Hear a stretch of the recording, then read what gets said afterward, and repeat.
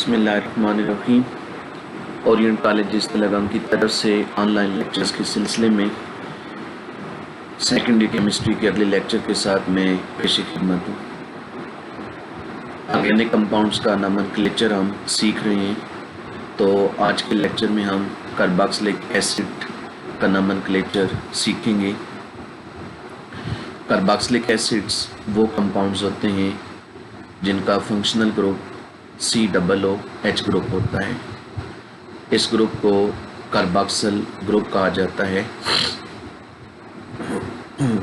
Carboxylic acid एक बहुत ही अहम क्लास है कई हवालों से, और अप्लाइड केमिस्ट्री में, बायोकेमिस्ट्री में और दीगर कई शोबाजात में बहुत सारे कार्बोक्सिलिक एसिड्स ख़ास अहमियत के हामिल हैं।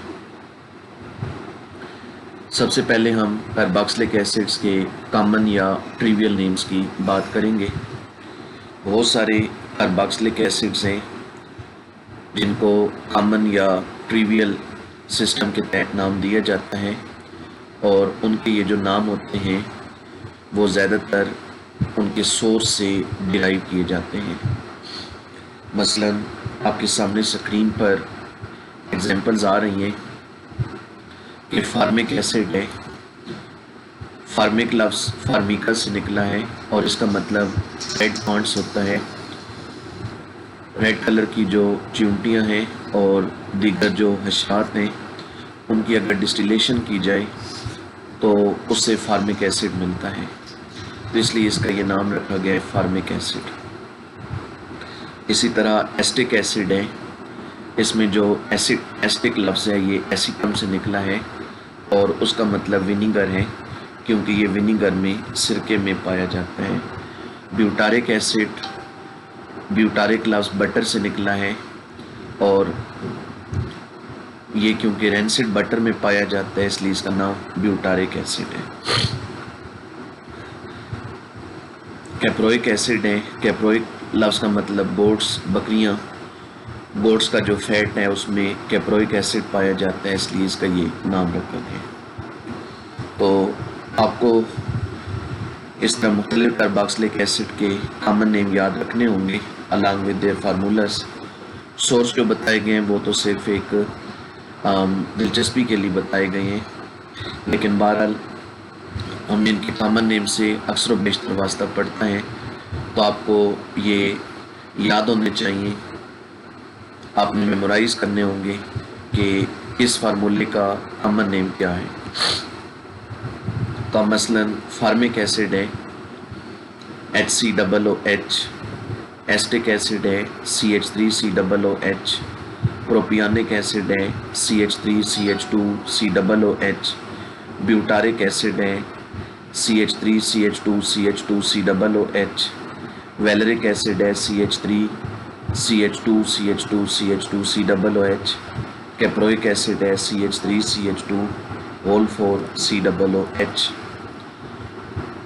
एनांथिक एसिड में 7 कार्बन, कैप्राइलिक एसिड में 8 कार्बन, तो इसी तरह कैप्रिक एसिड है, इसमें 10 कार्बन वगैरह।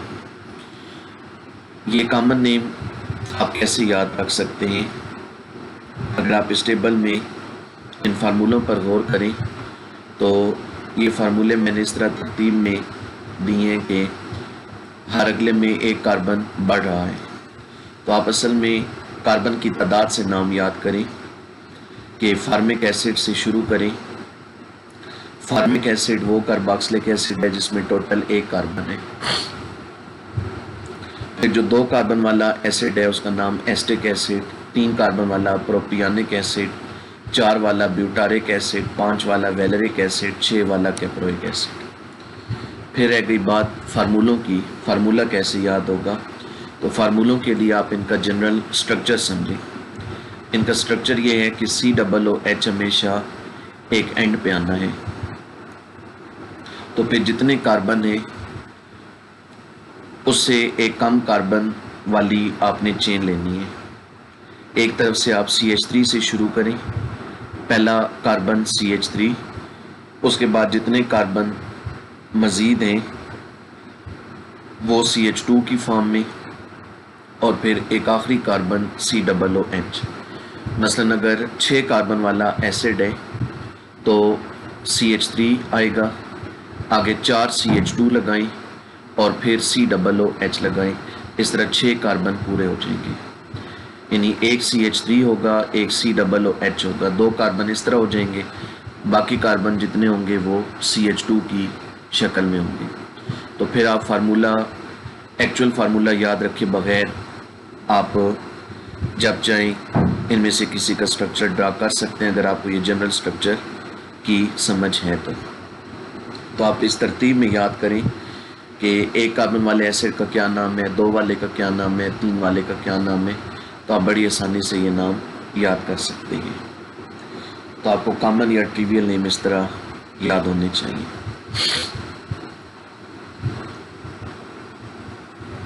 इसके बाद हम आते हैं कार्बोक्सिलिक एसिड्स के IUPAC नेम्स की तरफ। कार्बोक्सिलिक एसिड के IUPAC नेम उसी तरह बनाए जाते हैं जिस तरह मसलन एल्डिहाइड्स और कीटोन्स के हमने लास्ट टाइम सीखे। मसलन एल्डिहाइड के लिए हमने पढ़ा कि उनके नाम अल्केनल होते हैं, कीटोन के अल्केनोन होते हैं। तो इसी तरह कार्बोक्सिलिक एसिड के अल्केनोइक एसिड होते हैं। तो करना क्या होगा, उसके लिए रूल्स देखते हैं। पहला रूल है कि select the longest carbon chain containing COOH group. COOH group को इंक्लूड करके लॉन्गेस्ट चेन सिलेक्ट करें, ये पेरेंट चेन कहलाएगी और जो ग्रुप बाहर होंगे वो सब्स्टिट्यूएंट्स कहलाएंगे। अब एल्डिहाइड में एक बात याद करें, एल्डिहाइड में आपने पढ़ा था कि जो CHO फंक्शनल ग्रुप है वो हमेशा एक एंड पे होता है, क्योंकि CHO में कार्बन के 3 बॉन्ड इन्वॉल्व होते हैं, तो पीछे एक ही बॉन्ड बचते हैं, तो उसके फिर एक ही तरफ कार्बन चेन हो सकती है। कार्बोक्सिल ग्रुप में भी यही है। COOH ग्रुप जो है इसमें एक कार्बन जो है ये एक ऑक्सीजन के साथ डबल बॉन्ड बनाते हैं और फिर OH के साथ सिंगल बॉन्ड, तो इसका एक ही बॉन्ड फ्री है, तो इसलिए इसके एक ही तरफ या इसके बाईं तरफ या इसके दाईं तरफ कार्बन चेन हो सकती है। तो ये मतलब एक एंड पे होगा, इसलिए इस ग्रुप को हमेशा 1 पे कंसिडर किया जाता है। तो चेन को नंबर देने के लिए हमेशा जहाँ COOH ग्रुप लगा होगा वहाँ से नंबरिंग शुरू करनी होगी और किसी चीज़ को नहीं देखना होगा। रूल नंबर 3 और 4 वही हैं सब्स्टिट्यूएंट्स के लिए। आखिर में रूल नंबर 5 चेन का नाम, name the chain as alkanoic acid. ये ग्रुप लफ्ज एक्स्ट्रा है। Name the chain as alkanoic acid, chain को नाम दे दें अल्केनोइक एसिड की तर्ज पर। अब ये नाम कैसे बनाएंगे, पेरेंट चेन में जितने कार्बन एटम हैं उतने कार्बन वाले अल्केन का जो नाम है उस नाम में से ई की जगह ओइक एसिड लिख दें। अल्केन के नाम में से फाइनल ई हटा दें और उसकी जगह OIC और फिर एसिड ये लिख दें। यूँ बन जाएगा अल्केन से अल्केनोइक एसिड। मसलन मीथेन से मीथेनोइक एसिड, ईथेन से इथेनोइक एसिड, प्रोपेन से प्रोपेनोइक एसिड, ब्यूटेन से butanoic acid and so on. और जैसा कि ऊपर बात हो चुकी, कार्बोक्सिल ग्रुप हमेशा 1 पे होता है तो उसकी पोजीशन बताने की ज़रूरत नहीं होती। ये रूल्स हैं कार्बोक्सिलिक एसिड्स को IUPAC सिस्टम के तहत नाम देने के। अब हम इन्हें मुख्तलिफ एग्जाम्पल्स पर अप्लाई करते हैं। पहला स्ट्रक्चर आपके सामने है, इसमें लॉन्गेस्ट चेन इस ग्रुप को शामिल करके तो 1 2 3 या 1 2 3 4, तो लॉन्गेस्ट चेन इसमें ये वाली बनेगी 4 कार्बन वाली और ये ग्रुप सब्स्टिट्यूएंट होगा। इस कार्बन से नंबरिंग शुरू करें तो 1 2 3 4 कार्बन को नंबर दे दिए। कार्बन नंबर 2 पर ये मिथाइल लगा है तो हम लिखेंगे 2 मिथाइल। आखिर में चेन को नाम देंगे। चेन में क्योंकि 4 कार्बन है, 4 कार्बन वाले अल्केन को ब्यूटेन कहते हैं, तो इसका नाम बन जाएगा ब्यूटेनोइक एसिड। तो इस तरह नाम आ जाएगा 2 मिथाइल ब्यूटेनोइक एसिड। अगला स्ट्रक्चर लॉन्गेस्ट चेन 1 2 3 1 2 3 4 1 2 3 4 5। तो longest chain left to right होगी और उसके बाद नंबरिंग किस कार्बन से शुरू की, कार्बन को नंबर दे दिए, रेड कलर में आपको नंबर नज़र आ रहे हैं। रूल नंबर 3 सब्स्टिट्यूएंट्स को नाम दें। कार्बन नंबर 2 पर ये मिथाइल लगा है और कार्बन नंबर 3 पर भी मिथाइल लगा है। तो 2 मिथाइल हैं, एक 2 पर एक 3 पर, तो हम लिखेंगे 2,3 डाई मिथाइल। सॉरी यहाँ मिस्टेक है, 2,3 डाई मिथाइल।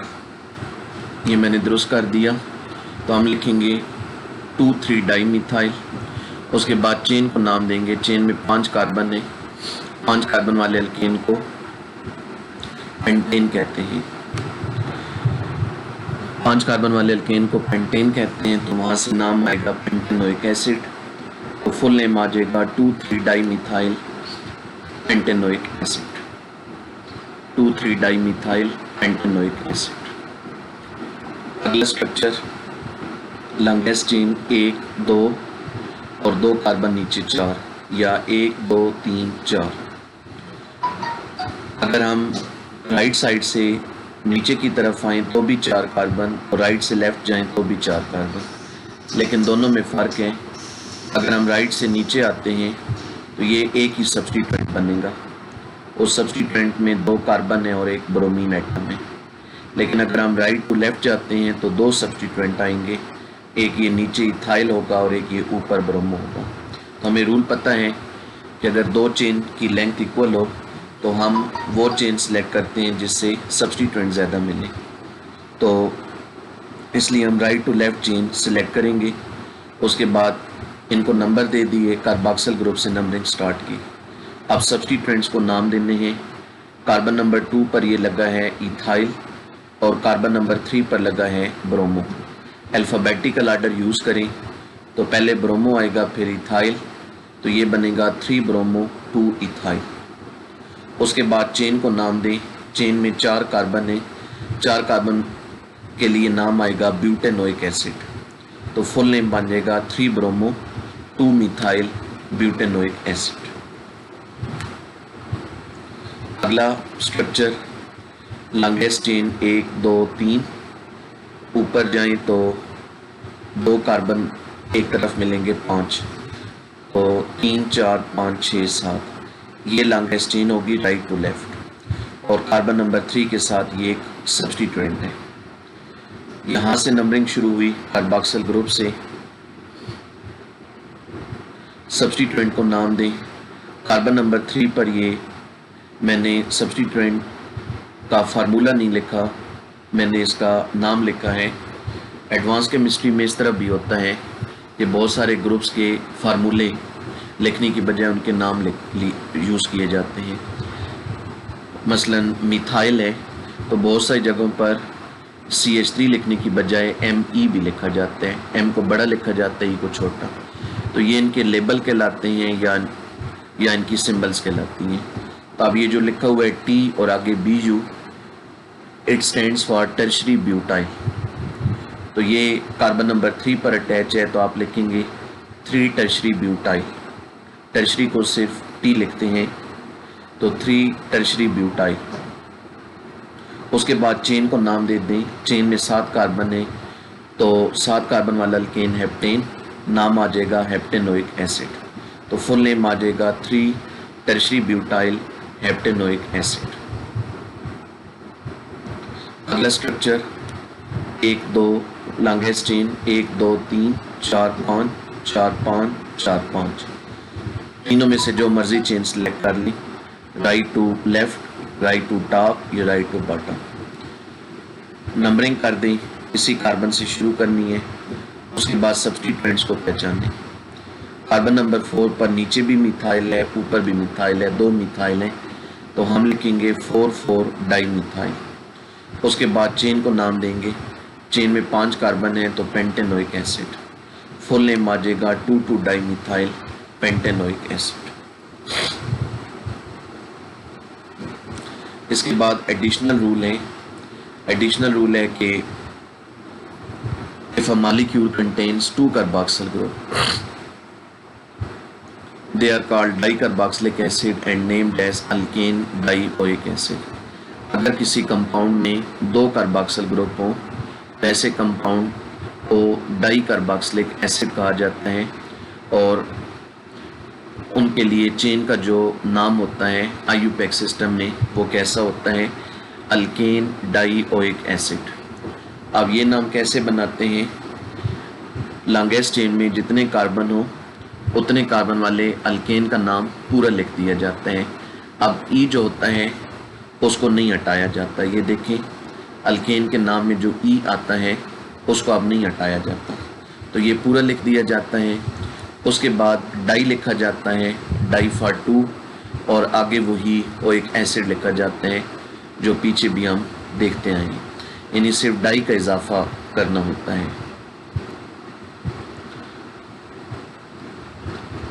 तो अब मसलन ये स्ट्रक्चर आपके सामने है, इसमें ये कार्बोक्सिल ग्रुप है और ये भी कार्बोक्सिल ग्रुप है, तो 2 कार्बोक्सिल ग्रुप है, तो ये एक डाई कार्बोक्सिलिक एसिड है। इसमें एक ही कार्बन चेन है, 1 2 3 4 5, सब्स्टिट्यूएंट कोई भी नहीं है। तो डायरेक्ट आपने आखिरी रूल अप्लाई करना है, चेन को नाम देना है। उसके लिए लॉन्गेस्ट चेन में देखें कितने कार्बन है, कार्बन है 5 कार्बन वाले अल्केन को क्या कहते हैं, पेंटेन। तो आप लिखेंगे पेंटेन, उसके बाद डाई और फिर ओइक एसिड, तो नाम बन जाएगा पेंटेन डाइओइक एसिड। इसी तरह ये है, इसमें टोटल 3 कार्बन है, कोई सब्स्टिट्यूएंट नहीं है, डायरेक्ट आखिरी रूल लगाएं। 3 कार्बन वाला अल्केन प्रोपेन, प्रोपेन के आगे लिख दें डाइओइक एसिड, तो नाम बन गया प्रोपेन डाइओइक एसिड। एक और एग्जांपल देखिए, इसमें अब सब्स्टिट्यूएंट भी है, तो लॉन्गेस्ट चेन पहले सेलेक्ट करें जिसमें दोनों कार्बोक्सिल ग्रुप इंक्लूड हो, तो वो फिर स्ट्रेट ही जाएगी 1 2 3 4 5, इसमें ये दोनों कार्बोक्सिल ग्रुप इंक्लूड है। अब जब सब्स्टिट्यूएंट हो तो फिर नंबरिंग का रूल ये है कि जिस तरफ से सब्स्टिट्यूएंट नज़दीक है उस तरफ से नंबरिंग शुरू करें। जब सिर्फ एक कार्बोक्सिल ग्रुप था तो फिर तब हमने कहा था कि उसी कार्बन से नंबरिंग करनी है। जब 2 कार्बोक्सिल ग्रुप आए लेकिन सब्स्टिट्यूएंट नहीं था तो हमने कहा जिधर से मर्जी नंबरिंग करते हैं। अब जब 2 कार्बोक्सिल ग्रुप भी हैं और सब्स्टिट्यूएंट भी हैं तो फिर सब्स्टिट्यूएंट को देखना है, जिधर से वो नज़दीक है उस एंड से नंबरिंग करें। तो अब इस एग्जांपल में हम लेफ़्ट साइड से नंबरिंग करेंगे क्योंकि 1 2 पर ये सब्स्टिट्यूएंट आएगा। राइट से करेंगे तो 1 2 3 4, इसकी पोजीशन 4 बनेगी। तो लेफ्ट से नंबरिंग की, सब्स्टिट्यूएंट को मेंशन किया 2 मिथाइल, उसके बाद चेन को नाम देंगे, टोटल 5 कार्बन है, पेंटेन लिखेंगे और आगे डाइओइक एसिड का इजाफा, नाम बन जाएगा 2 मिथाइल पेंटेन डाइओइक एसिड। इस तरह ये एक और स्ट्रक्चर है, इसमें भी लॉन्गेस्ट चेन सेलेक्ट करें, 1 2 3 4 5, यही लॉन्गेस्ट होगी क्योंकि इसमें दोनों कार्बोक्सिल ग्रुप आएंगे। ये दोनों अब सब्स्टिट्यूएंट हैं, दोनों मिथाइल हैं। नंबरिंग के लिए देखें कि सब्स्टिट्यूएंट किधर से नज़दीक है, लेफ़्ट से देखें तो 1 2 पर ये मिथाइल आ रहा है और राइट से देखें तो 1 2 पर मिथाइल आ रहा है। तो आप सब्स्टिट्यूएंट दोनों तरफ से इक्वल डिस्टेंस पे हैं, तो आप जिधर से मर्जी नंबरिंग कर दें, नाम एक ही बनेगा। रूल नंबर 3, सब्स्टिट्यूएंट्स को मेंशन करें।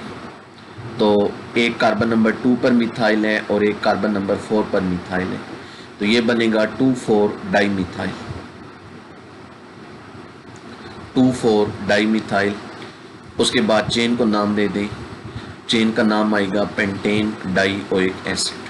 5 कार्बन है, पेंटेन लिखा, आगे डाइओइक एसिड का इजाफा, तो नाम बन गया 2,4 डाइमिथाइल पेंटेन डाइओइक एसिड।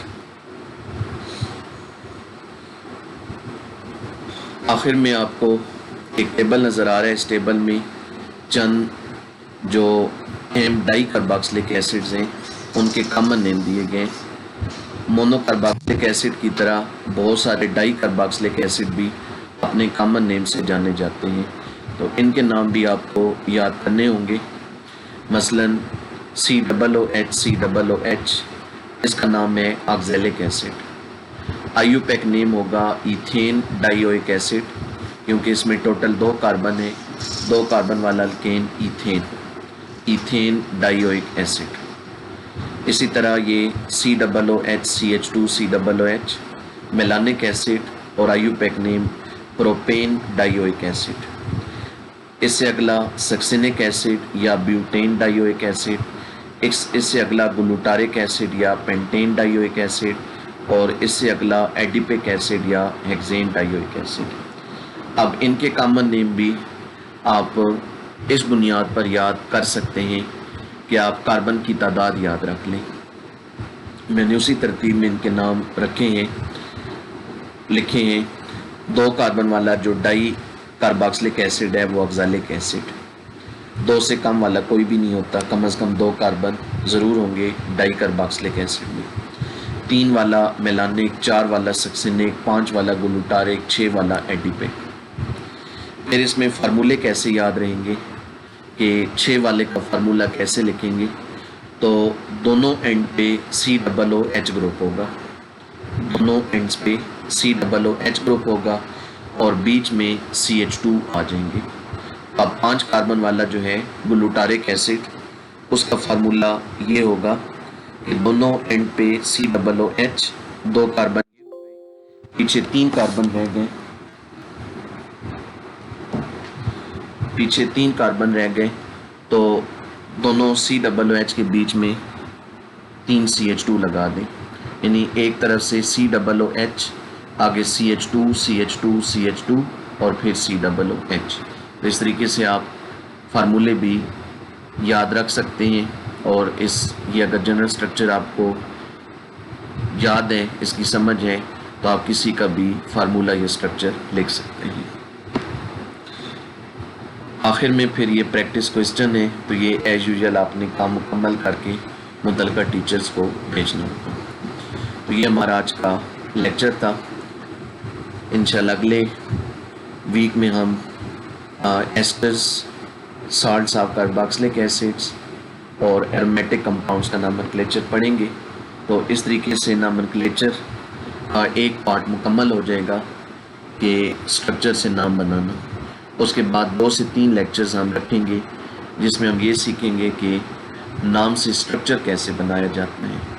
तो इंशाल्लाह अगले 5 से 6 लेक्चर में नोमेनक्लेचर का जो हमारा चैप्टर है, आर्टिकल है, ये मुकम्मल हो जाएगा। तो अगले लेक्चर के साथ दोबारा पेशी खिदमत होंगे। अपना ख्याल रखिएगा। अल्लाह हाफ़िज़।